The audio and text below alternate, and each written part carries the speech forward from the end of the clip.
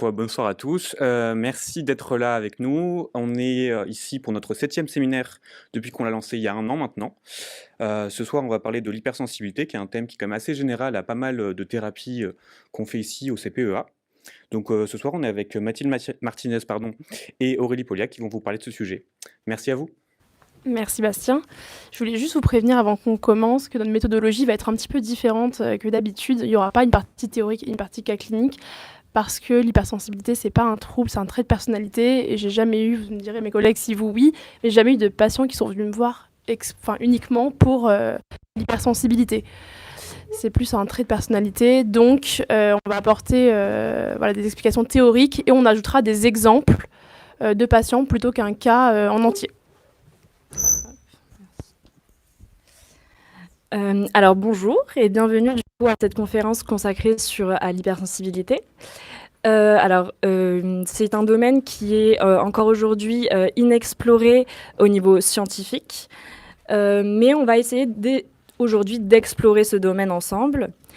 À ce jour, les contours et les critères de l'hypersensibilité demeurent assez flous. On n'a vraiment pas beaucoup d'études qui sont réalisées dessus.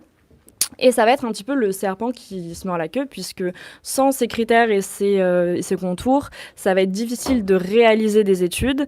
Et sans ces études, on n'arrive pas à réellement mettre des critères bien précis à l'hypersensibilité. Mais aujourd'hui, on va essayer de vous dresser un tableau de l'hypersensibilité à l'heure actuelle. Même si à ce jour encore, même entre nous, entre praticiens, on n'a pas toujours la même définition de l'hypersensibilité. On veut mettre en avant quand même que pour les personnes qui se ressentent comme hypersensibles, il va falloir essayer de ne pas nier leurs émotions, de ne pas nier leurs ressentis et de les prendre en compte tout au long des thérapies qu'on peut réaliser avec eux. Alors premièrement, je vais essayer de vous décrire un petit peu les courants, si je peux dire, de l'hypersensibilité.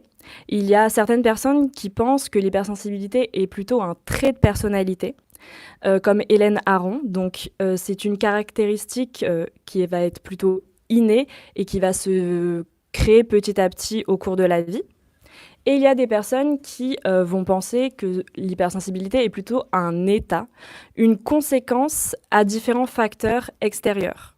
Donc, en fonction des différents styles parentaux, en fonction des éléments de vie vécus, en fonction des traumatismes, des différents fonctionnements cognitifs, et aussi en fonction de la santé mentale de la personne, si elle présente des troubles du spectre autistique, des troubles attentionnels, une dépression ou d'autres, etc. L'hypersensibilité, on va avoir deux grandes choses. Ça va être l'hypersensibilité sensorielle et l'hypersensibilité émotionnelle. Donc tout d'abord, on va vous parler de l'hypersensibilité sensorielle. Pour que vous compreniez bien, il faut que ce soit essentiel pour vous de comprendre le fonctionnement de nos sens et la manière dont notre corps va les interpréter. Donc aujourd'hui, par exemple, vous êtes tous assis dans cette salle avec plein de personnes autour de vous. Tout votre corps entier va percevoir les informations de votre environnement. Donc vous êtes en train de m'écouter parler à l'instant. Vous percevez peut-être potentiellement des bruits à l'extérieur. Vous allez percevoir des parfums des différentes personnes autour de vous. Vous allez percevoir les lumières de la pièce. Vous allez percevoir les différentes textures de vos vêtements sur votre peau, etc. Et toutes ces expériences sensorielles vont nous fournir des informations qui vont être transmises par le système nerveux à notre cerveau. Et le cerveau va les traiter et utiliser ces informations donc pour adapter notre comportement en conséquence. Donc lorsqu'il va y avoir du coup des difficultés au niveau de ces perceptions-là, on va parler d'hyper ou d'hyposensibilité sensorielle. Et les personnes qui se ressentent comme hypersensibles vont percevoir en fait ces sens de manière exacerbée. Donc, ils vont réagir de manière très intense à toutes ces stimulations sensorielles qui leur arrivent simultanément. Par exemple, quand une personne présente une hypersensibilité au niveau auditif, eh bien, les personnes vont entendre aussi intensément ma voix que potentiellement une personne qui est en train d'écrire sur son ordinateur ou que la pluie qui va tomber dehors s'il pleut. Ça me fait penser aussi à une patiente qui nous disait souvent que c'est compliqué pour elle de sortir, d'aller boire un verre avec d'autres personnes, puisqu'il va y avoir énormément de stimulations sensorielles qui vont lui parvenir lors de ces soirées. Donc, elle va réussir à se concentrer et à parler avec la personne. Donc, elle va percevoir la parole de la personne en face d'elle, mais elle va aussi devoir gérer toutes les perceptions auditives autour d'elle, donc les personnes qui parlent également à côté, les bruits environnants, donc la musique, les bruits de cuisine, de tous les bruits d'un restaurant, finalement. Elle va percevoir également visuellement les lumières qui peuvent vaciller, tous les mouvements des personnes autour d'elle. Elle va percevoir aussi les différents goûts, différentes odeurs, etc. Vraiment tout ce qui peut être lié au sens. Et en fait, ces personnes ayant un ressenti d'hypersensibilité sensorielle vont percevoir et traiter tous ces stimuli donc trop intensément, et ils vont se sentir submergés par toutes ces informations. Et vont ressentir du coup une très grande fatigabilité que les autres personnes ne peuvent pas toujours comprendre finalement. Et la plupart des personnes hypersensibles vont alors partir un peu plus tôt de ce genre de soirée pour se retrouver un peu seules et que leur batterie, que leur batterie sociale finalement puisse se remettre en charge finalement, si je puis dire. Oui, donc ça me fait penser aussi au cas d'un patient qui était hypersensible au bruit et qui ne supportait pas les talons de sa voisine du dessus et qui hésitait même à inviter du monde chez lui tellement que ça le dérangeait les bruits des talons de sa voisine. Et donc un jour, il invite à dîner des amis. Il n'en pouvait plus des talons de sa voisine. Il s'isole, il l'appelle carrément au téléphone. Il lui dit d'arrêter, il revient à table, il dit à ses amis « J'ai appelé la voisine car je supportais plus les bruits de la voisine ». Et ses amis qui le regardent en disant « Mais quel bruit j'entendais rien », enfin on n'entendait rien. Et il s'est senti complètement incompris. Merci.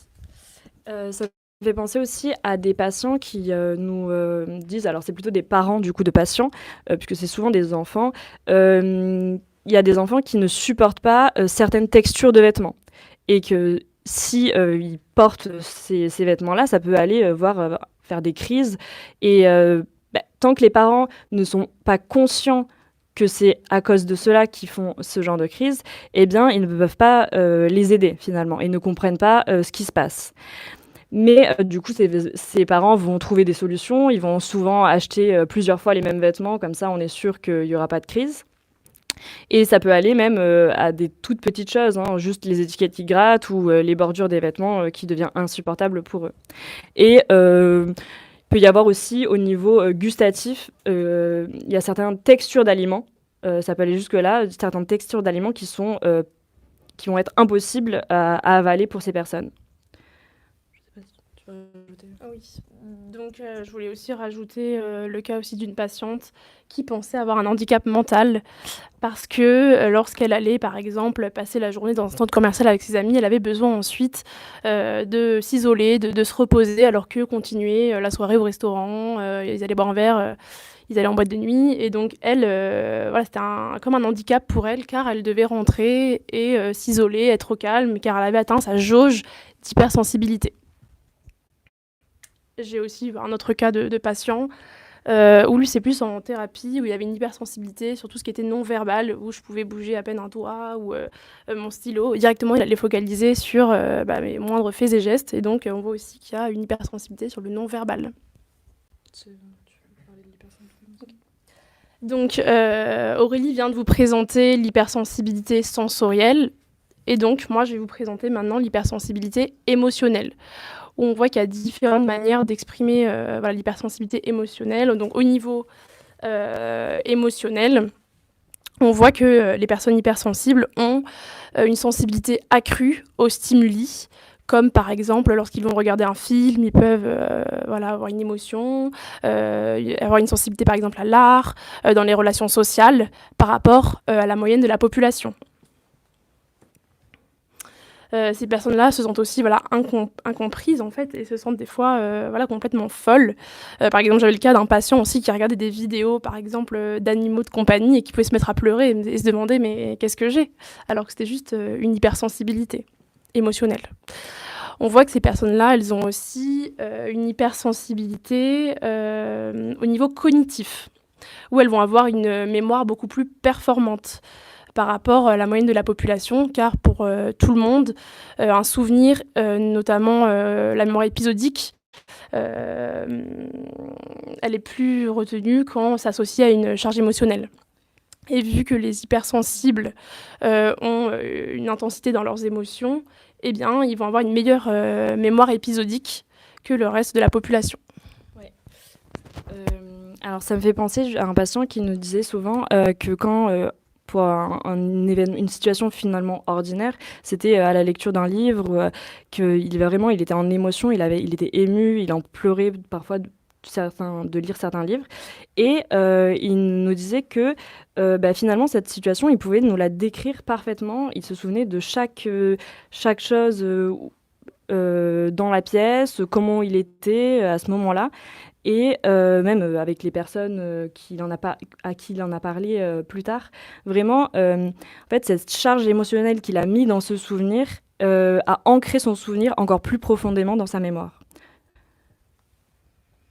Donc les personnes qui ont aussi une hypersensibilité émotionnelle vont avoir du mal avec la critique et la méchanceté gratuite. J'ai le cas d'une patiente qui, lors de sa première journée en L1 psycho, le comble, rencontre une camarade qu'elle ne connaissait pas, déjeune avec elle à midi pendant la pause, et une fille qu'elle ne connaissait pas vient s'asseoir à côté d'elle, et l'autre fille lui répond « Toi, je t'aime pas, viens pas à côté de nous, quoi ». Et donc ma patiente se sidère, part aux toilettes et se met littéralement à pleurer comme si elle ressentait en fait l'émotion de l'autre personne. Donc on voit que les hypersensibles ont cette grande empathie, arrivent à ressentir les émotions des autres. Donc à présent, je vais vous présenter les différentes causes, les différents facteurs de l'hypersensibilité. Donc on a vu dans les études que l'hypersensibilité pouvait avoir, c'est pas une généralité, mais de temps en temps, une cause génétique qui peut causer un dysfonctionnement dans la production de sérotonine et qui serait lié à l'hypersensibilité. Et donc, il y a plus de chances que vous soyez hypersensible si vos parents eux-mêmes ont été hypersensibles. Il y a également des facteurs psychologiques ou si vous avez grandi dans un contexte insécurisant, dans un environnement stressant, avec des événements de vie négatifs, eh bien qu'il y ait une susceptibilité à devenir hypersensible. Et donc Hélène Aron, qui est chercheuse et psychologue dans l'hypersensibilité, elle fait bien cette distinction où elle ne parle pas de vulnérabilité, mais de susceptibilité différente en fonction d'un environnement positif ou négatif.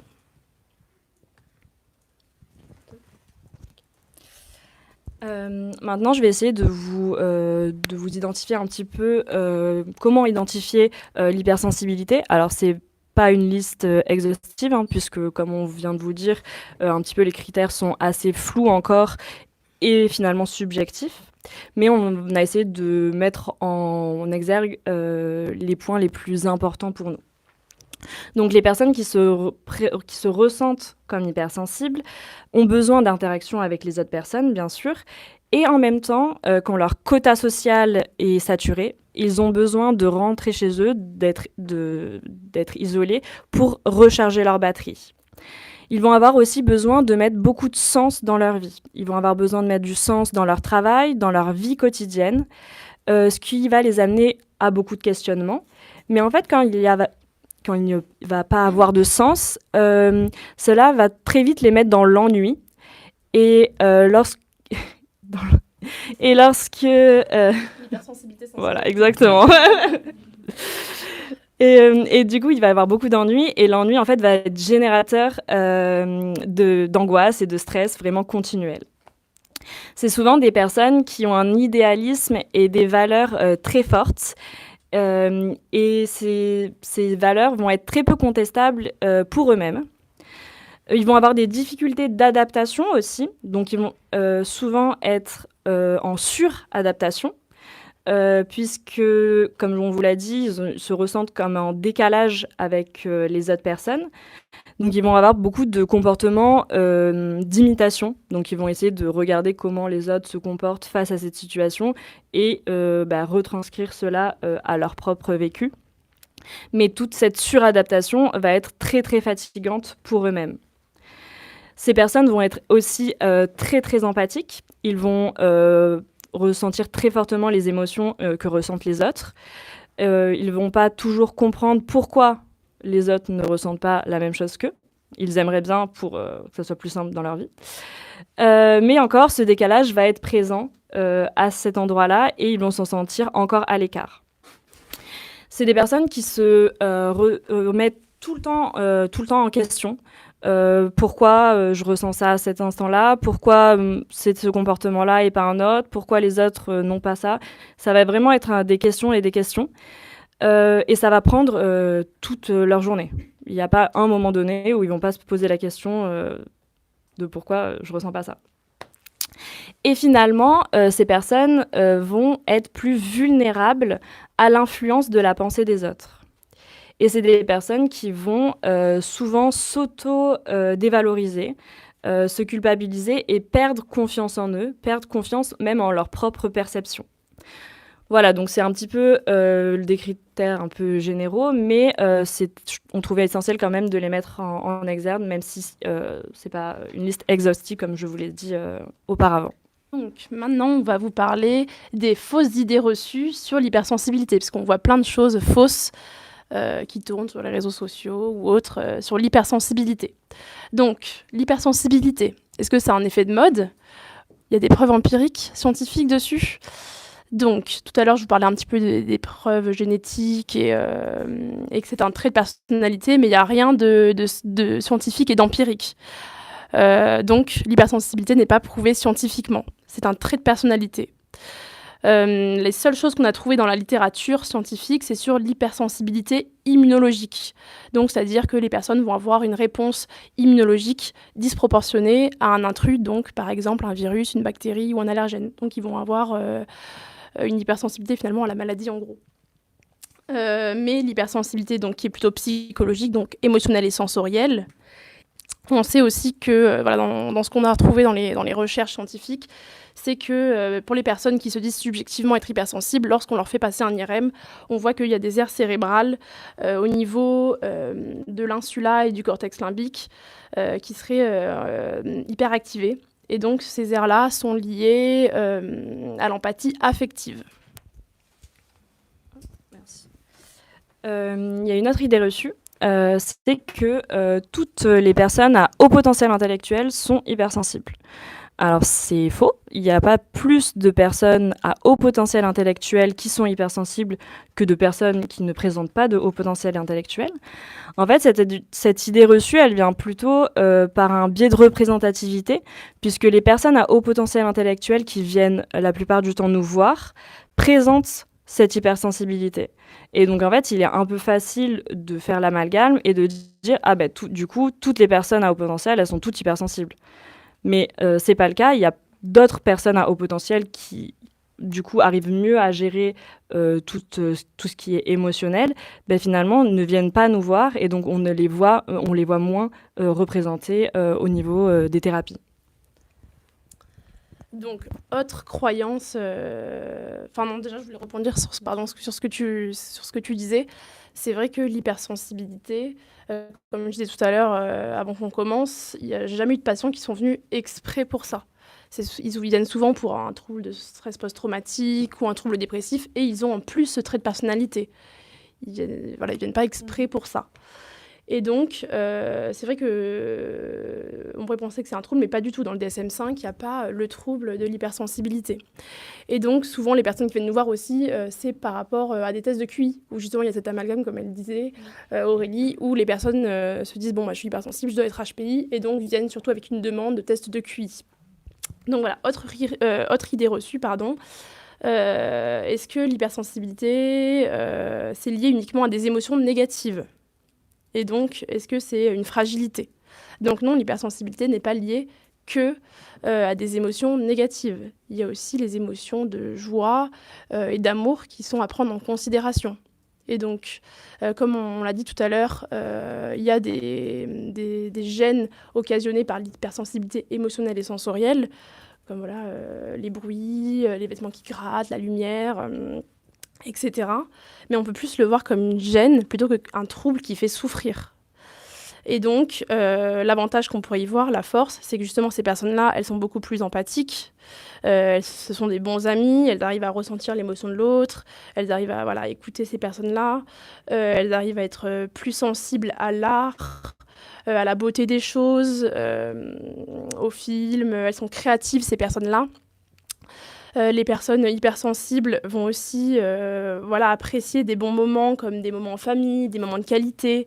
Elles vont être beaucoup plus reconnaissantes de leur vie quand elles ont des émotions positives intenses et donc avoir beaucoup plus de gratitude sur leur vie. Et justement, je voyais une étude qui disait que lorsque l'on est hypersensible et que on vit les émotions positives plus intensément, eh bien, c'est un facteur protecteur sur la santé mentale et sur la santé aussi physique. Donc, est-ce que l'hypersensibilité, ça serait lié à la mauvaise gestion des émotions? Est-ce que c'est deux choses à part entière ou c'est la même chose finalement?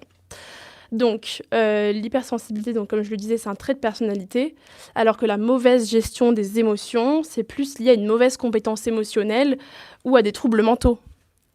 L'hypersensibilité, c'est aussi des réponses émotionnelles intenses, mais appropriées face à un stimuli. Alors qu'une mauvaise gestion des émotions, c'est plutôt une réponse inappropriée face à des stimuli liés à des traumas, par exemple, ou des événements de vie négatifs. D'hypersensibilité au niveau biologique, alors ça va être assez rapide puisque finalement on n'a pas grand-chose qui parle d'hypersensibilité. Pour comprendre ce qui se passe, il faut surtout comprendre les processus qui sont mis en place lors de la création des émotions. Donc on va avoir des stimuli qui vont nous parvenir, des stimuli extérieurs, donc la lumière, les sons, etc. Ou des stimuli intérieurs, donc en fonction de nos systèmes de croyances, de nos pensées. Ce qui va faire tout d'abord fonctionner du coup notre système nerveux périphérique, qui va envoyer l'information à notre système nerveux central. Ici, ces informations électriques vont se transformer en informations chimiques, donc il va y avoir des sécrétations d'hormones dans le cerveau. Et le cerveau, finalement, va traduire ces informations sous forme d'émotions. Et il va permettre de générer des comportements qui sont appropriés à la situation. Dans l'hypersensibilité, la personne, elle est en mesure d'entendre et de percevoir tous ces stimuli à la fois, ce qui va créer une extrême fatigabilité des cellules et donc une fatigabilité de la personne par la suite. En fait, une personne qui ne présente pas d'hypersensibilité va réussir finalement à inhiber certains stimulus qui lui arrivent, mais une personne présentant cette hypersensibilité, en fait, ces stimuli vont lui parvenir vraiment très intensément et vraiment continuellement. Donc en fait, il ne va jamais avoir d'arrêt sur l'arrivée de ces stimulus et qui va donc engendrer cette fatigabilité. Je vais vous parler de l'hypersensibilité et les liens avec les différents troubles. Il y a des études qui montrent que si on est hypersensible et qu'en plus on a vécu des événements négatifs, traumatisants, eh bien on a plus de risques d'être dépressif ou de développer un trouble anxieux. Par rapport au TDAH et l'hypersensibilité, on peut des fois trouver des caractéristiques communes où, par exemple, les personnes TDAH vont être vite distraites dès qu'ils vont avoir un stimulus. Mais ça ne veut pas dire qu'ils vont avoir le côté hyperactif et cette impulsivité comme les TDAH. Par rapport à l'autisme et l'hypersensibilité, on peut retrouver aussi de l'hypersensibilité chez les personnes qui ont un trouble du spectre autistique, mais ce n'est pas une généralité. On peut trouver aussi chez ces patients-là une hyposensibilité. Et donc aussi les personnes qui sont hypersensibles ne présentent pas, comme les personnes qui présentent un trouble du spectre autistique, un retard dans le développement ou des difficultés sociales. Entre guillemets, comment apprivoiser son hypersensibilité. Donc au niveau sensoriel, on peut se diriger vers un professionnel qui est spécialisé dans l'hypersensibilité pour réaliser un profil sensoriel. donc pour comprendre quels sont nos sens qui sont touchés finalement, et pour proposer des astuces en adaptant notre environnement. Donc on peut utiliser des casques anti-bruit, des balles sensorielles, etc. Et au niveau de l'hypersensibilité émotionnelle cette fois, on peut utiliser les thérapies cognitivo-comportementales, puisque ces thérapies vont travailler un petit peu les schémas de nos pensées, les schémas de pensée, et comment du coup ces schémas vont influencer la façon dont on voit le monde, dont on voit nos émotions, nos comportements, ce qui peut faire souffrir la personne. Et elle va donc nous aider dans la gestion des émotions. Il va y avoir aussi la possibilité d'un accompagnement de la régulation des émotions, donc au niveau en utilisant la méditation, la relaxation, la cohérence cardiaque, etc. En fait, on va apprendre à accepter ces émotions, même si on a du mal à vivre avec. Et bien sûr, toujours faire de la psychoéducation, donc repérer ses particularités et réussir à exprimer ses besoins face à des personnes qui potentiellement ne comprennent pas toujours ce qu'on peut ressentir.